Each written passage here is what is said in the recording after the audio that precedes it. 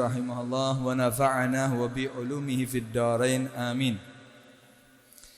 Wa auhallahu ila Dawud alaihi salam, ya Dawud i'mal bi amalil abrar wa la tabassam fi wujuhil fujjar wa khalid awiddai mukhalatatan wa khalif a'iddai mukhalafatan.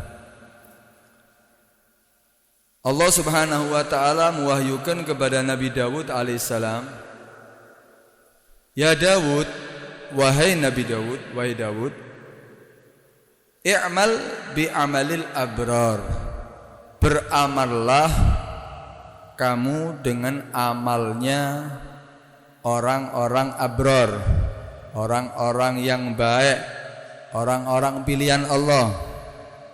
Wala tabassam, janganlah kamu tersenyum fi wujuhil fujjar, di dalam hadapan orang-orang yang zalim, orang-orang yang jelek.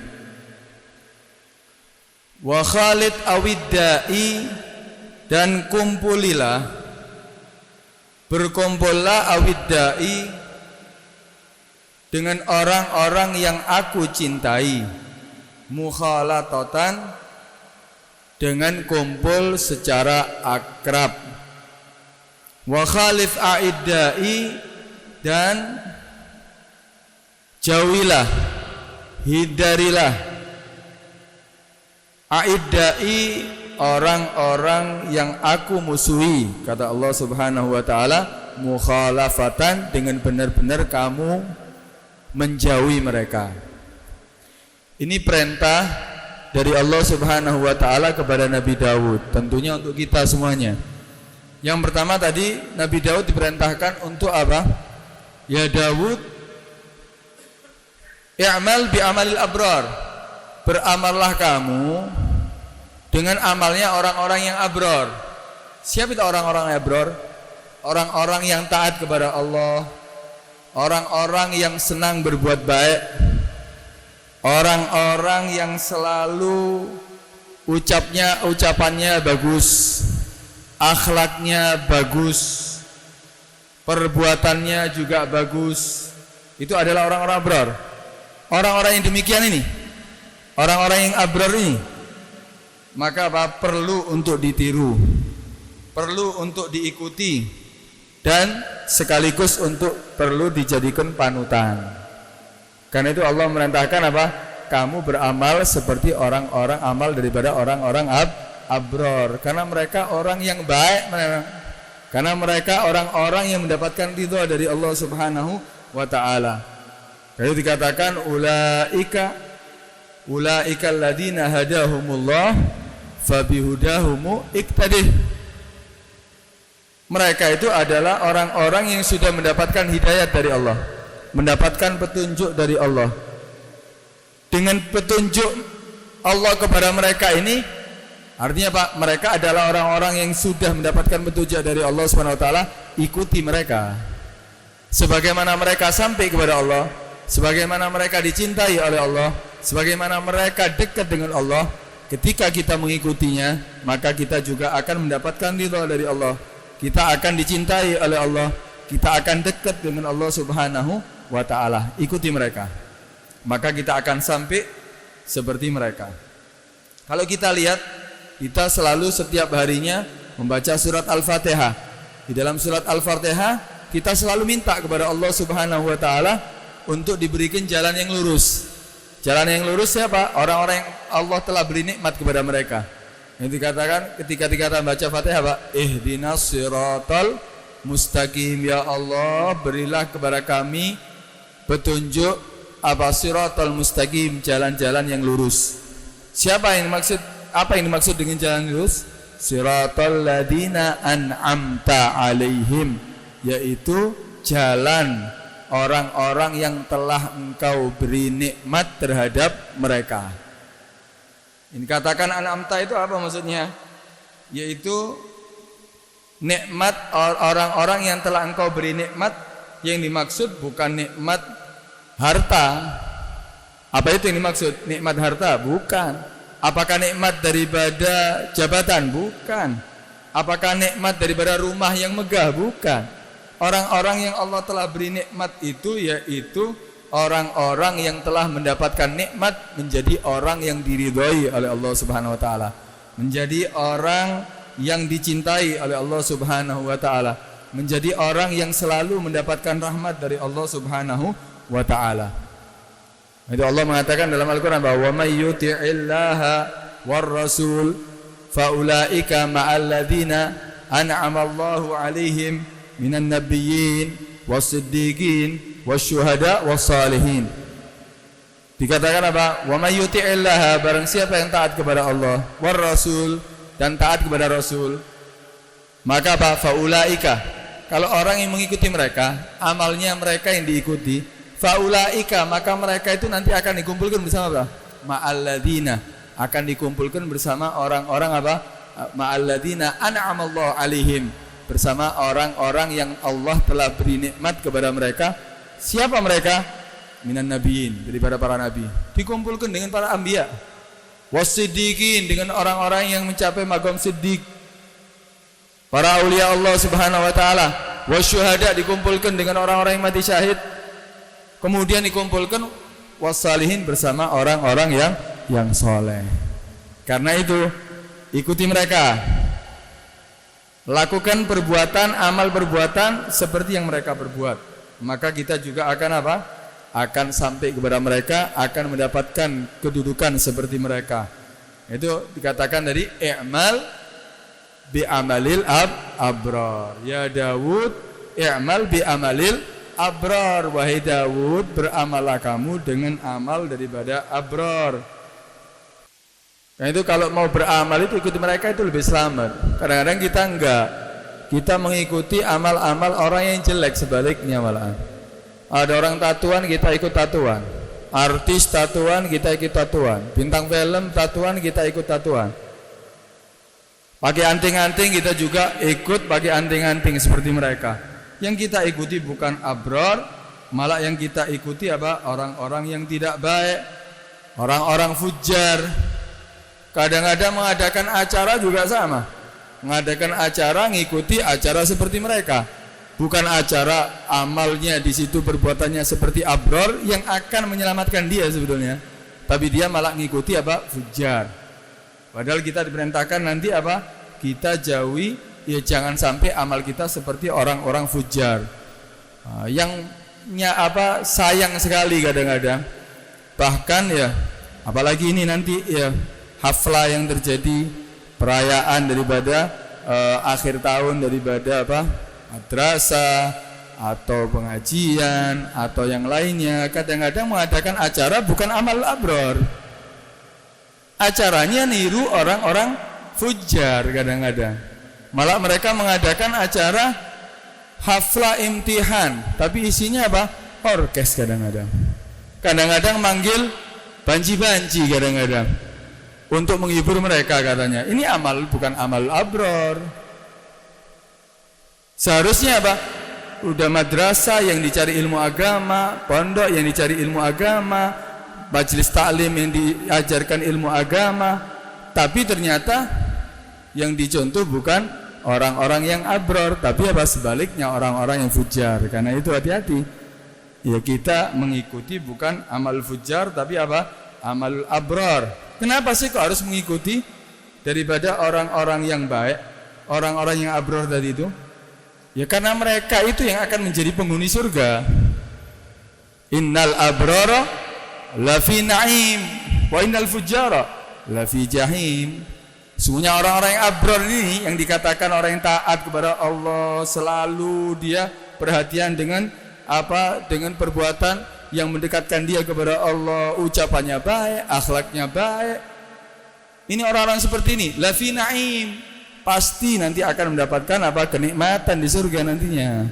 Tapi sebaliknya, wa innal fujara lafi jahim, orang-orang yang zalim, orang-orang yang jelek, orang yang selalu jauh daripada apa? Perintah Allah, jauh daripada kewajiban Allah, selalu melaksanakan dilarang oleh Allah, mereka lafi jahim, akan dimasukkan ke neraka Allah Subhanahu wa ta'ala. Karena itu ikuti orang-orang yang akan bisa menyelamatkan kita dunia sampai akhirat, akan menyampaikan kita kepada kenikmatan.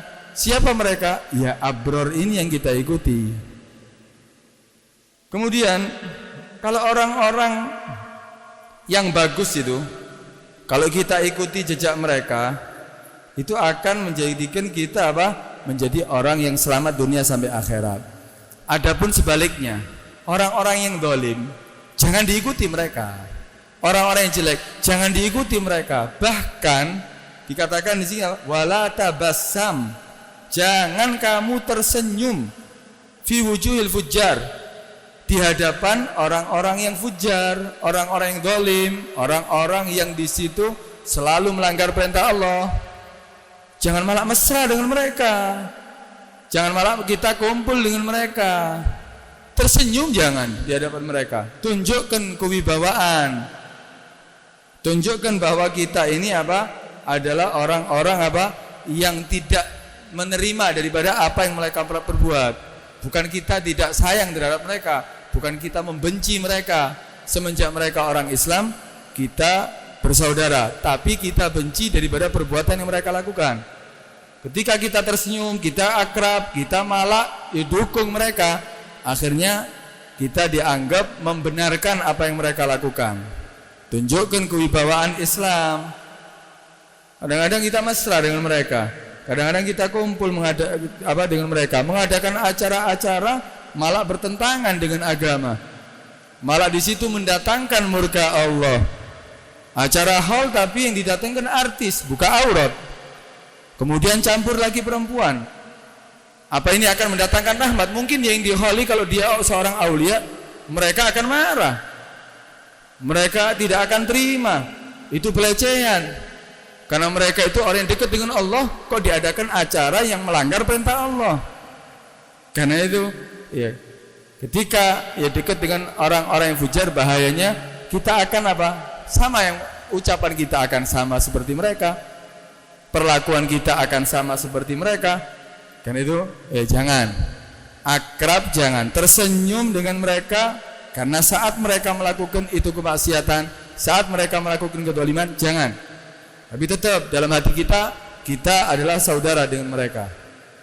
Tapi kita menunjukkan sikap, ya, saya tidak senang kamu telah melakukan perbuatan ini, karena itu adalah menodai daripada di alam menodai di alam ini dengan bermaksiat kepada Allah Subhanahu wa ta'ala. Allah ciptakan semuanya ini bukan untuk kita bermaksiat di dalamnya. Itu yang harus kita lakukan. Kemudian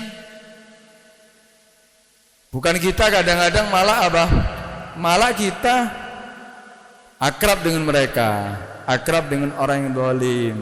Malah sebagian kita benci dengan orang yang abror, yang mungkin menasihati mereka, kita benci, malah dikritik kadang-kadang.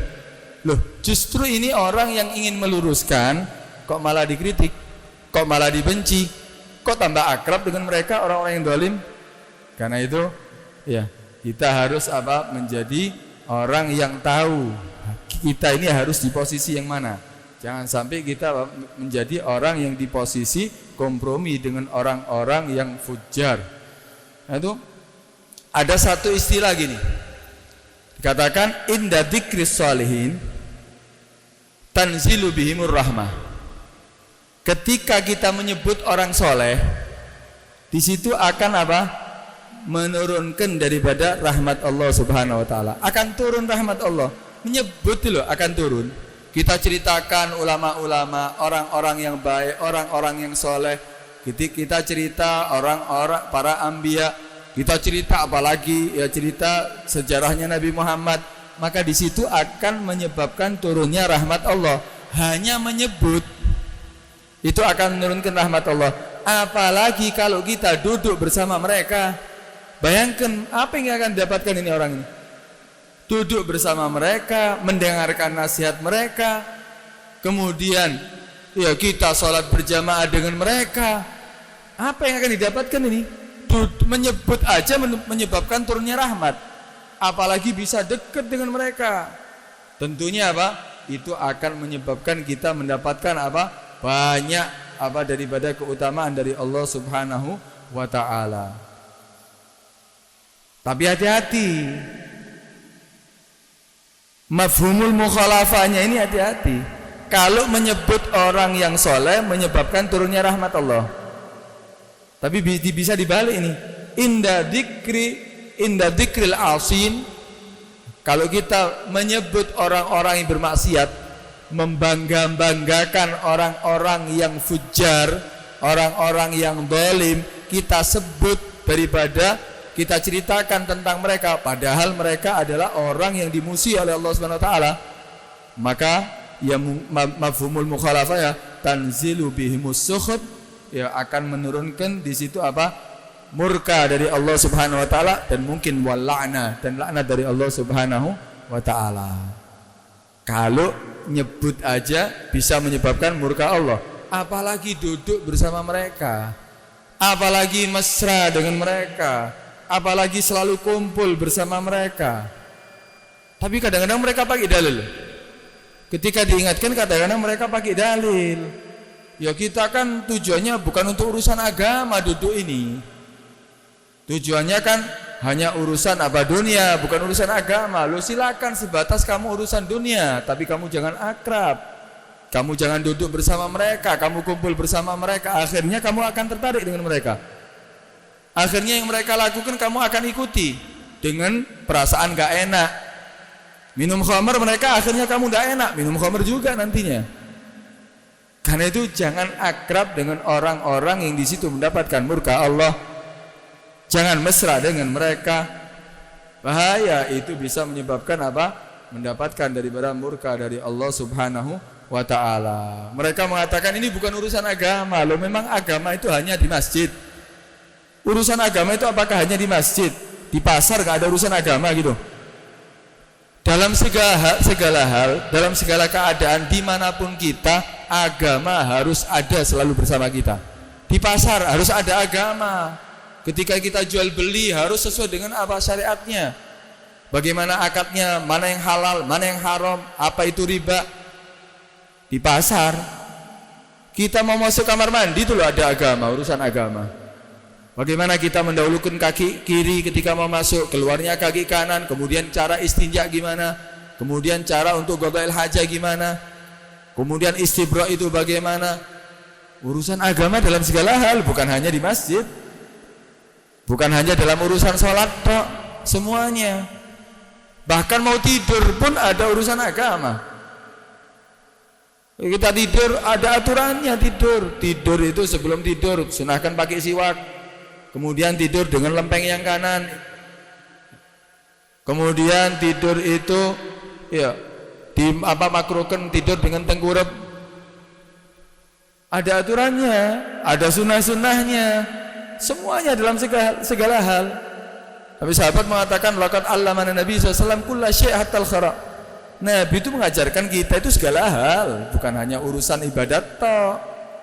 Dalam segala hal diajarkan oleh Nabi SAW. Hatta al-khara, sampai urusan WC dulu diajarkan sama Nabi SAW. Karena itu ya jangan kita ya berdalih bahwa apa ini bukan urusan agama. Ya justru dimanapun kita agama harus bersama kita. Kita Nabi memastikan kepada kita apa?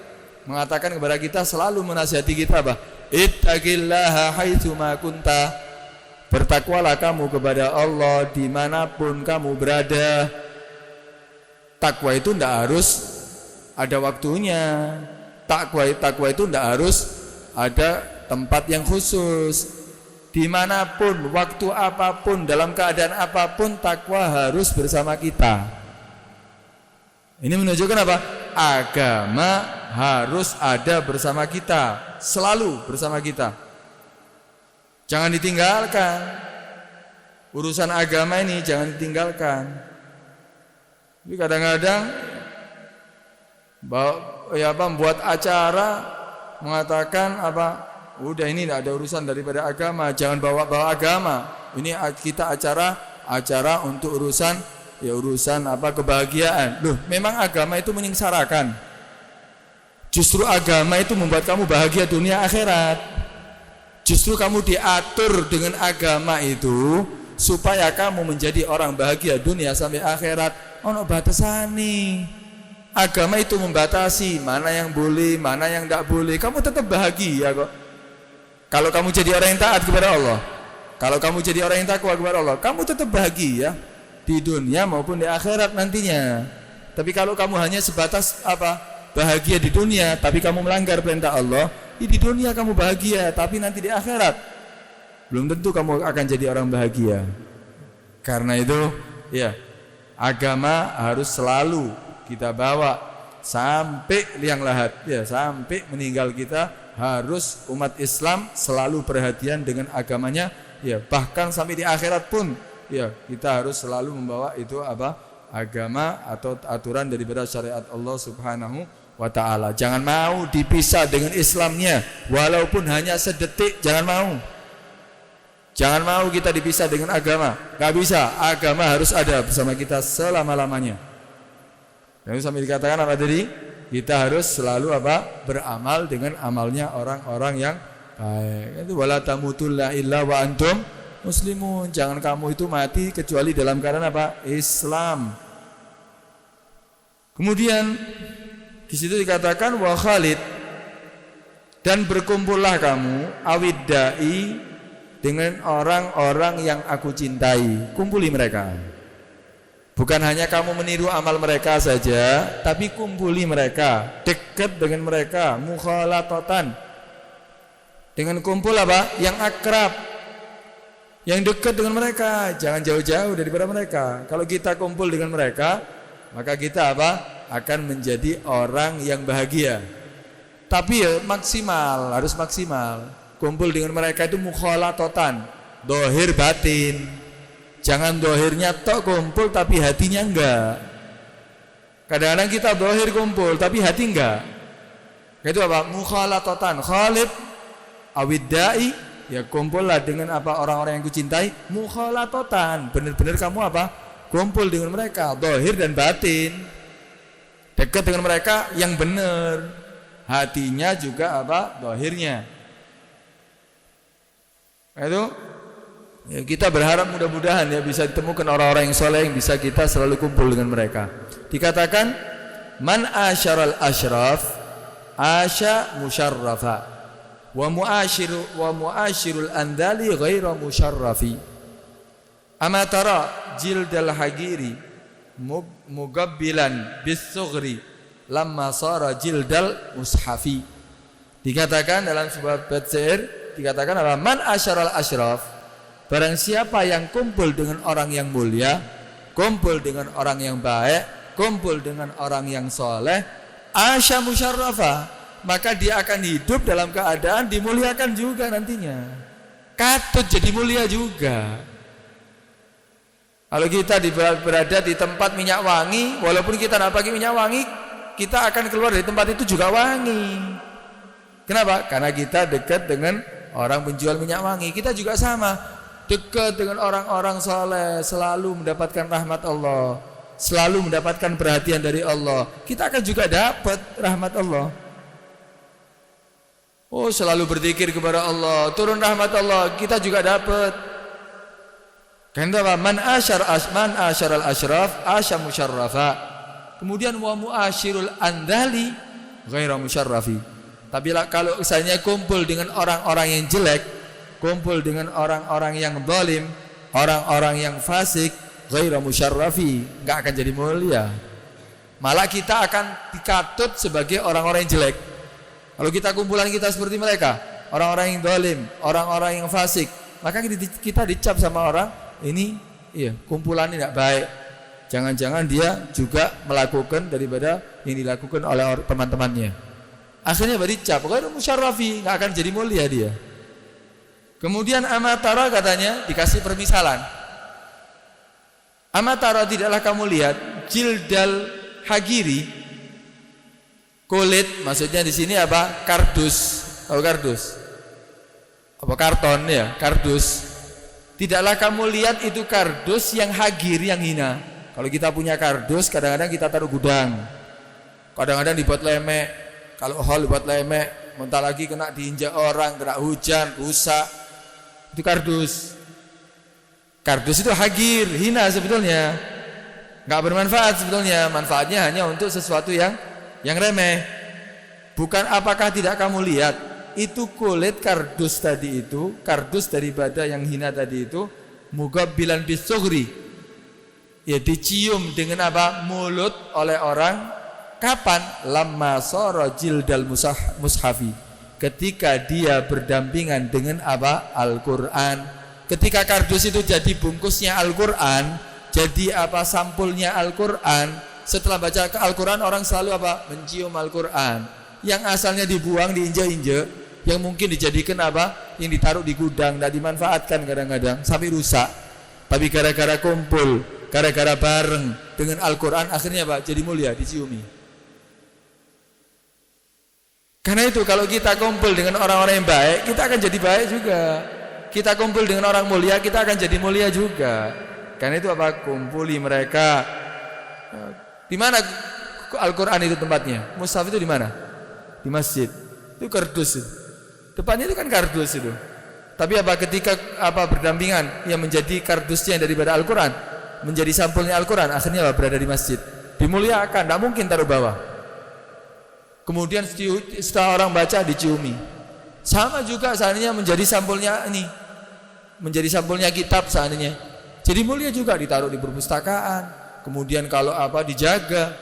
Kalau koran, ini orang Joko koran. Mari diwocos, mari tutup, kadang dibuat bungkus, kadang kayak contong ya.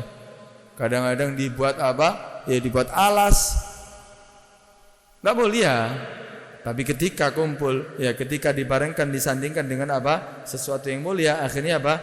Jadi mulia. Begitu juga kalau kita selalu kumpul dengan orang soleh, dekat dengan orang soleh, kita kumpul bersama mereka, sholat berjamaah dengan mereka, kita mendengarkan ilmu yang disampaikan oleh mereka, kita ikuti apa yang mereka lakukan, maka apa? Kita juga akan sama menjadi seperti mereka, akhirnya apa? Menjadi orang yang dimuliakan oleh Allah Subhanahu wa ta'ala. Karena itu jangan pernah ya kita berpisah dengan orang-orang yang soleh. Hadiri majelisnya, ikuti arahannya, nasihatnya, cara hidupnya. Maka apa? Kamu akan bersama dengan orang yang soleh, bukan hanya di dunia, tapi nanti akan kumpul di akhirat. Ya, karena itu persis dengan apa?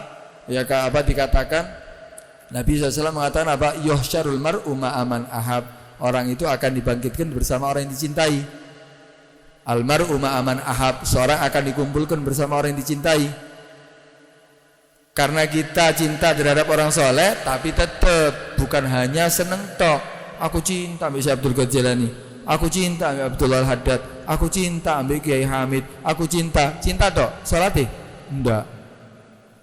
Puasanya? Enggak. Ya enggak mungkin. Karena itu Hasan Al-Basri pernah mengatakan apa? La yaghurrannaka qawlu man yaqulu al-mar'u ma'a man ahab. Fa innaka lan talhaqal abrara illa bi a'malihim. Fa innal yahuda wan nasara yuhibbuna anbiya'ahum wa laysa ma'ahum. Kamu itu jangan tertipu dengan artinya terpaku dengan hadis Nabi yang mengatakan seseorang akan dikumpulkan bersama orang yang dicintainya. Bukan berarti enggak salah ini hadis, enggak benar, tapi jangan hanya terpaku di situ. Bondo cinta tok, jangan. Kenapa? Karena kamu tidak akan dibarengkan dengan mereka kecuali amal kamu seperti mereka. Artinya apa? Mereka melakukan kewajiban, meninggalkan yang diharamkan oleh Allah Subhanahu wa taala. Ketahuilah, katanya apa? Orang Yahudi, orang Nasara cinta loh terhadap nabinya. Tapi apa mereka dikumpulkan bersama nabinya?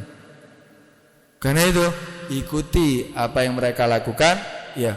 Walaupun tidak persis.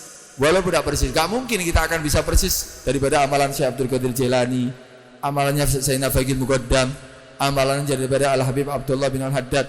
Sulit kita mau menyamai mereka. Mungkin mustahil ya kalau kita bisa menyamai mereka. Hari-harinya, waktu-waktunya untuk ibadah kepada Allah. Sulit, tapi walaupun tidak persis dengan mereka, paling tidak kita ikuti apa yang mereka lakukan walaupun hanya seberapa persen. Pastilah kewajiban harus kita lakukan. Yang diharamkan kita tinggalkan. Tambahi apa yang mereka lakukan amalannya kita ikuti. Semampu kita. Kalau kita sudah seperti mereka, baru kita akan dikumpulkan bersama mereka. Itu dikatakan illam takun mislahu fatashabbahu. Kalau kamu tidak bisa menjadi seperti mereka, paling tidak serupa dengan mereka.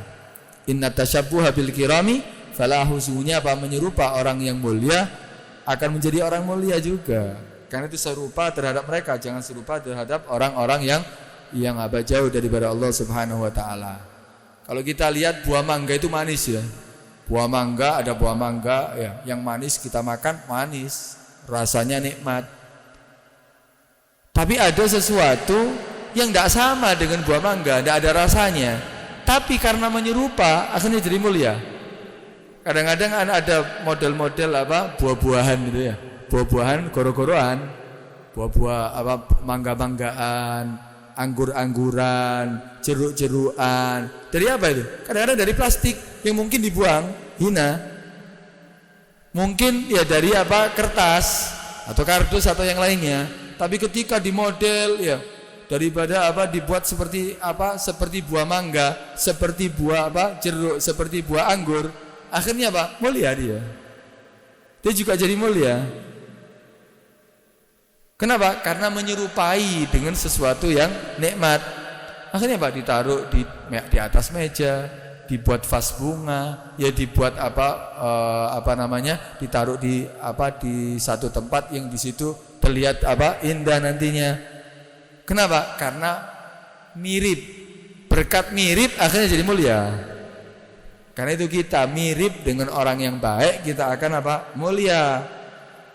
Jangan sebaliknya, kadang-kadang sesuatu yang baik, yang nikmat, tapi gara-gara mirip sesuatu yang jelek, akhirnya orang tidak mau.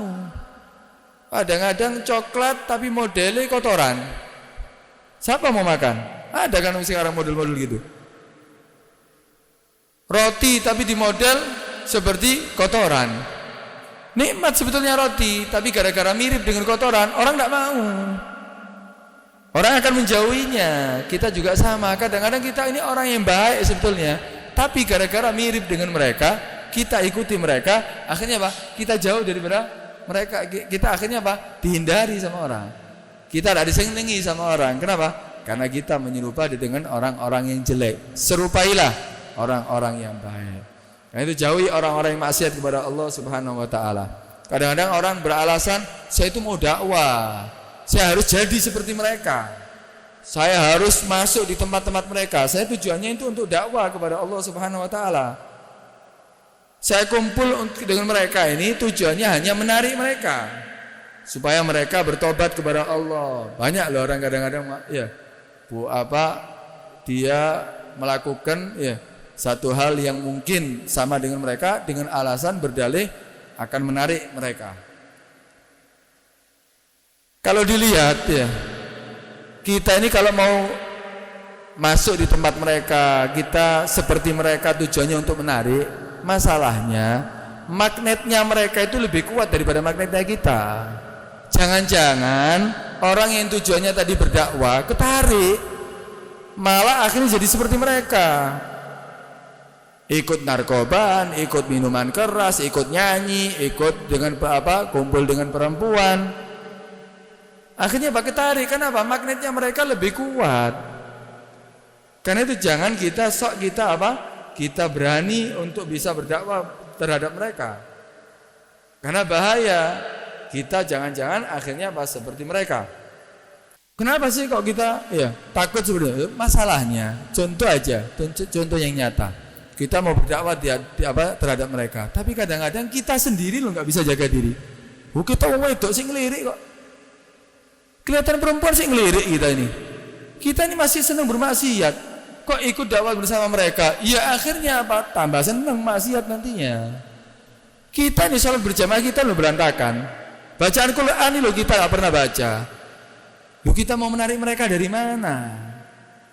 Jangan-jangan kita yang akhirnya ketarik mereka. Nah itu sudahlah, jangan kita beranggapan kita bisa menyelamatkan mereka. Justru kita yang tidak selamat nantinya takutnya. Kalau nggak bisa berenang, jangan sok menyelamatkan orang yang tenggelam. Akhirnya tenggelam bareng, Bu. Kalau kamu itu bukan dokter, kita ini bukan dokter, jangan sok mengobati orang yang kena penyakit gatel-gatel. Orang kena penyakit kudis kita obati. Kita bukan dokter, akhirnya orangnya sembuh, kamu yang kena kudis nantinya. Kenapa? Ya kita bukan ahlinya. Kita ini mau ngikuti Wali Songo. Wali Songo. Kita ini belum jadi wali kok. Ya kalau kita sudah jadi wali, baru mungkin kita bisa seperti mereka. Apa Wali Songo seperti yang mereka lakukan? Ya enggak juga. Sebetulnya apa? Penisbatan kepada Wali Songo dengan apa yang mereka lakukan itu jauh berbeda. Itu sebetulnya penghinaan kepada Wali Songo. Masa Wali Songo ngono? Karena itu jangan kita berdalih macam-macam, padahal kita yang akan terjerumus nantinya. Ya, kita syariat aja kacir-kacir kok. Salat kita kacir-kacir kok. Al-Qur'an salat berjamaah kita masih tidak benar. Ya jangan berani-berani kita memperbaiki orang lain. Ya semampu kita. Pokok kita tidak melakukan sesuatu yang bertentangan dengan syariat Allah Subhanahu wa taala. Kita berdalih, kadang-kadang kita mengikuti seperti itu, tapi padahal keluarga kita masih berantakan. Istri kita loh kadang-kadang masih buka aurat. Anak-anak perempuan kita loh masih buka aurat. Kita sendiri loh salat berjamaahnya masih karuan. Kok mau berdalih kita bisa menyelamatkan orang lain, selamatkan diri kita. Kalau mau berdakwah tetap tidak bertentangan dengan syariat, silahkan. Ya karena kita memang diperintahkan ngajak orang untuk berbuat baik, ya semampu kita semenjak tidak bertentangan dengan syariat Allah Subhanahu wa taala. Kemudian situ wa khalifu aidai. Kamu beda ya dengan musuh-musuhku. Dengan orang-orang yang aku musuhi, jangan sama dengan mereka, jauhi mereka. Kenapa? Ya karena kita harus berbeda dengan mereka. Nabi sendiri mengatakan Nabi itu pernah melihat ada orang ya umat Islam yang mungkin rambutnya putih, jenggotnya sudah putih. Akhirnya Nabi mengatakan ghayyiru asyab. Rubah itu uban kamu itu dengan bil humra awis sufra, dengan warna kemerah-merahan atau warna kekuning-kuningan. Jangan diperlihatkan warna putih. Kenapa? Wa khaliful yahud, kata Nabi. Kamu beda dengan orang Yahudi. Karena orang Yahudi senang kalau rambutnya ya tampak putihnya, lebih senang mereka. Jangan sama seperti mereka. Orang-orang di luar Islam itu kadang-kadang senang mereka itu memperbanyak daripada kumis. Tapi kalau jenggot dihabiskan. Nabi memerintahkan kepada umat Islam? A'ful liha. Ya, kemudian Waqsuru wagus syawarib.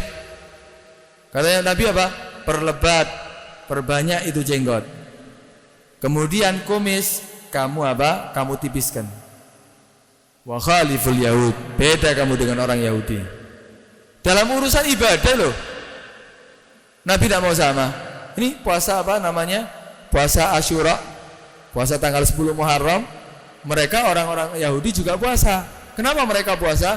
Karena mereka bersyukur Nabi Musa diselamatkan daripada Fir'aun. Akhirnya Nabi merintahkan umat Islam untuk puasa juga. Tapi Nabi mengatakan Nabi mengatakan lau isna fil qabil asumanat tasi. Seandainya aku hidup nanti di tahun akan datang, maka aku akan puasa tahun depan. La asumanat tasi, aku akan puasa tanggal 9-nya. Artinya ketika Nabi akan hidup nanti tahun akan datang, bukan hanya puasa tanggal 10 Muharram, tapi Nabi juga akan puasa tanggal 9-nya. Kenapa? Karena Nabi tidak mau seperti sama dengan orang Yahudi. Ini urusan agama, apalagi urusan yang lainnya. Khalif aidai, jangan sama dengan musuh kita. Jangan sama dengan musuh-musuhnya Allah Subhanahu wa taala. Jangan sama dengan orang-orang yang dimusuhi oleh Allah Subhanahu wa taala. Beda dengan mereka. Kamu punya panutan yang paling benar, paling pantas untuk ditiru. Siapa? Nabi Muhammad sallallahu alaihi wasallam. Itu sebaik-baiknya panutan. Kalau kamu meniru Nabi Muhammad dalam segala hal, itu pantas di segala zaman. Pantas di segala zaman dan waktu kalau ngikuti Nabi.